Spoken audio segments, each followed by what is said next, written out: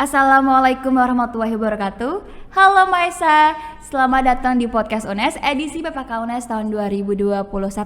Kembali lagi bersama dengan saya, Jihan Salsabila yang akan menemani teman-teman semua untuk mengulik kisah-kisah menarik yang ada di Universitas Negeri Semarang ini. Pada episode kali ini kita akan memasuki season podcast Tautan Kisah. Jadi kita akan mengundang kembali nih salah satu mahasiswa UNES muda yang akan membagikan cerita inspiratif dan juga kisah perjuangannya untuk meraih kampus impian. Pada hari ini kita sudah terhubung melalui platform Zoom bersama Dia. Halo Dia, gimana nih kabarnya Dia nih?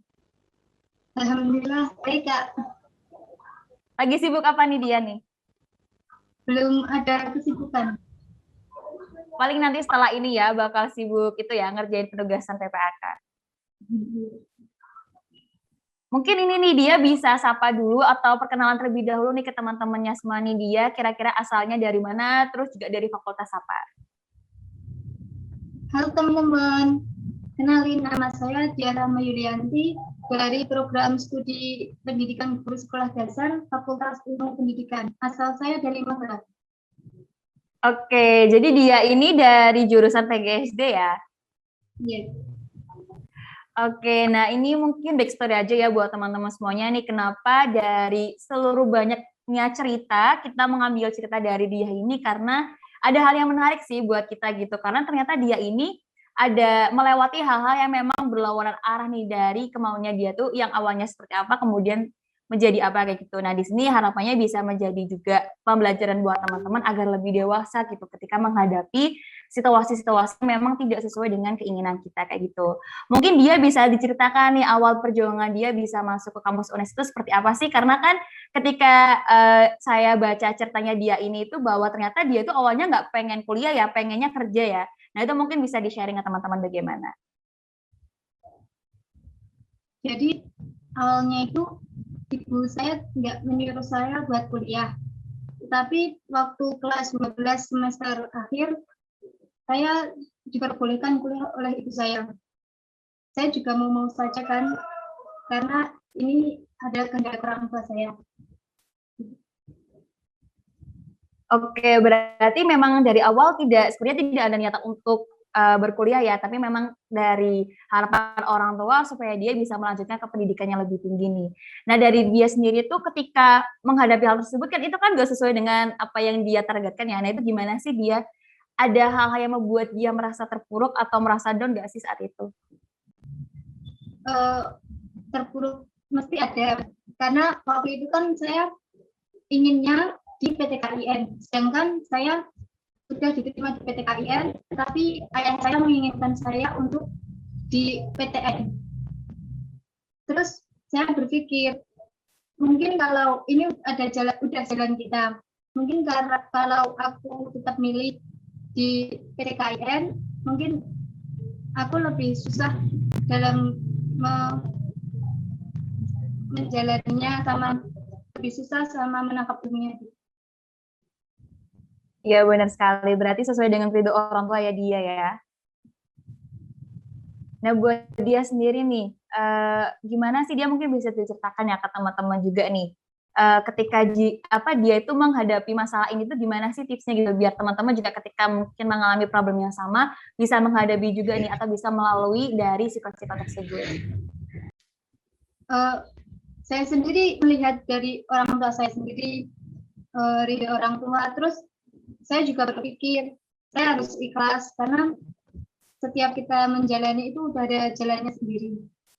Ridho orang tua itu lebih penting daripada apapun.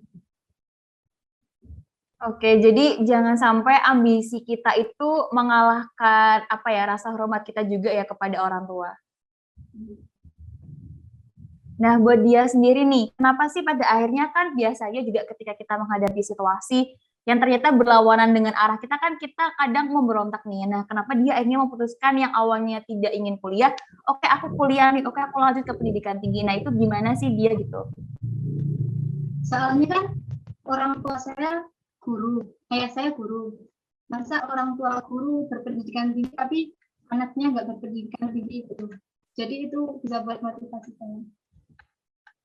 Oke, jadi motivasi dia supaya untuk bisa membanggakan orang tua ya. Nah, mungkin nih dia bisa diceritain nih terkait first impression dia ketika bisa lolos nih atau pas ngelihat pengumuman ternyata dia suruh UTBK, aku lolos nih gitu, masuk ke PGSD UNES kayak gimana sih? First impression saya itu awalnya saya bingung karena saya nggak pernah search gimana tuh layarnya kalau hasilnya gimana. Terus ketika saya buka, saya bingung kok ada barcode, ada nama saya, sama ada tanggal lahir saya. Terus saya scroll ke bawah, kok ada tulisannya Universitas Negeri Semarang, Pendidikan Guru Sekolah Dasar. Saya waktu itu bingung, belum sadar bahwa saya itu diterima. Nah itu sadarnya setelah apa tuh? Kan awalnya nggak sadar ya, ternyata di hasil pengumumannya itu kamu tuh keterima di UNES. Ya, terus saya baca dari awal sampai akhir. Selamat Anda lulus seleksi SBMPTN di Universitas Negeri Semarang. Alhamdulillah ya dia ya. Terus gimana dia? Waktu itu saya belum menyangka aja, ini pasti salah. Ini dari sananya ngedown. Jadi saya nggak diterima tapi malah diterima gitu pikiran saya. Ya memang karena kadang ketika hal-hal yang memang tidak menyangka tuh membuat kita jadi kayak ini gimana sih, bener gak sih, kita masih kayak nggak percaya ini tuh di luar kenyataan atau enggak, ya nggak sih gitu. Yeah. Nah buat dia sendiri nih ada nggak sih hal atau cerita unik nih dari perjuangan dia nih dari yang awalnya memang sebenarnya tuh nggak niat berkuliah Kak, terus sampai bisa lolos tuh ada nggak sih hal unik atau yang mau pengen dibagiin sama teman-teman gitu? Cerita unik nih yang pengen dikasih tahu ke teman-teman nih, misal ketika dia berjuang di UTBK nih, di UTBK mungkin dia mengalami kendala atau mungkin ada cerita lucu gitu pas UTBK ngerjainnya kayak gimana gitu, atau memang karena ya Tuhan tuh memberikan dia rezeki nih, ternyata dia memang dikasih kesempatan gitu bisa lolos ke UNES. Ya waktu itu kan SBMPTN, saya sebelumnya itu nggak belajar. Saya belajar sebelum pengumuman SPAN PTKIN.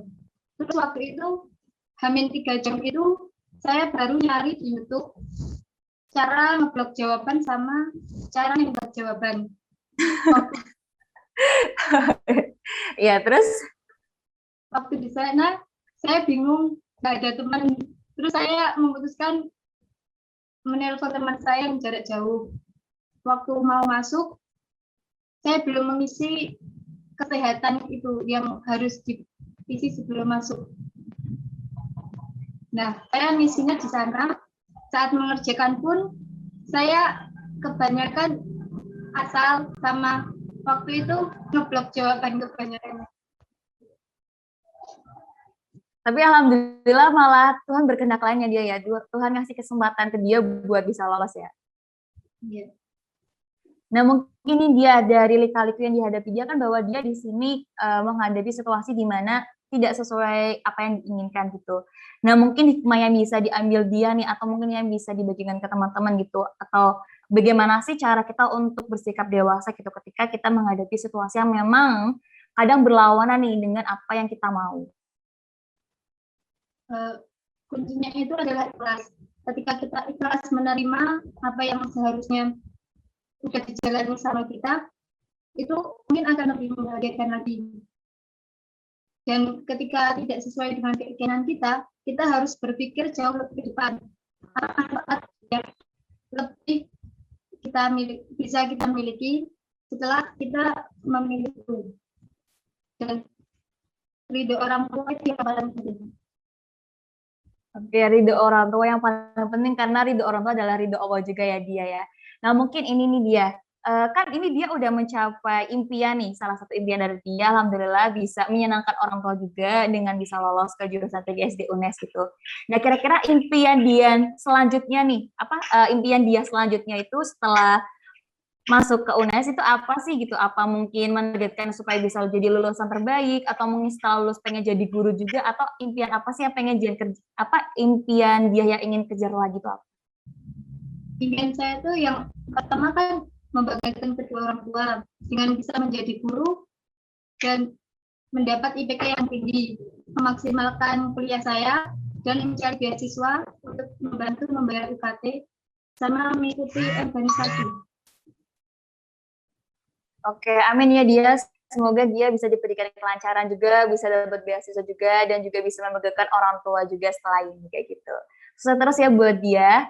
Mungkin buat dia nih yang terakhir nih, closing statement dari dia buat teman-teman semuanya nih yang nonton podcast ini kira-kira apa nih yang pengen dibagikan ke teman-teman? Untuk teman-teman yang masih berjuang, percayalah bahwa di samping kata tidak diterima itu pasti ada kata diterima. Dan di samping kata ketidakmungkinan itu pasti ada kata mungkin. Jika Tuhan menakdirkan kita di suatu PTN, itu pasti akan mendapat jalannya. Karena kita tidak tahu, karena kita hidup itu berada pada garis Tuhan. Kita tidak tahu apa yang akan terjadi di hadapan kita, apa yang akan terjadi di hari esok, tapi Tuhan mengetahuinya. Tetap semangat buat teman-teman yang belum diterima, pasti ada jalan terbaik yang bisa teman-teman capai dan dipantas bagi teman-teman.